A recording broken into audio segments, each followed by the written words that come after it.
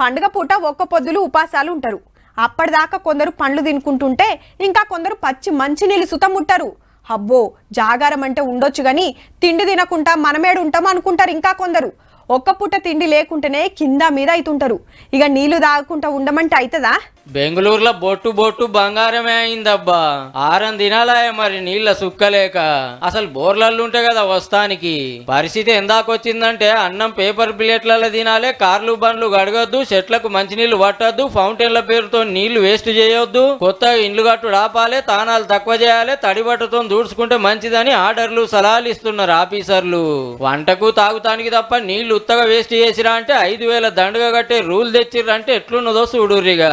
నీరుడు anal చక్కగా వడక ప్రాజెక్టుల నీళ్లు గుంజినాయి, చెర్లు కుంటలు ఎండినాయి. కర్ణాటక దూపదీర్చే కావేరీ నదిలో నీళ్లు అడుక్కు చేరే వరకు సుక్కకు సుక్కలు అవుపడుతున్నాయి. బెంగళూరులో ఏం తక్కువ 15,000 బోర్లుంటే సగం బడ ఉత్తే అయినాయి, నల్లాలు గిల్లాలు బంద్ అయినాయి. అగో ట్యాంకుల కాడ చూడు ఎట్ల లైన్ కట్టిర్రో.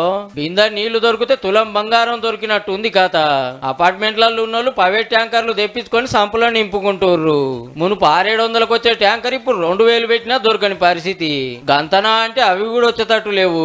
ఎండాకాలం మొదట్లనే గిట్లుంటే జోరెండలు కొడుతుంటే ఇంకెంత గోసుంటుందో పో.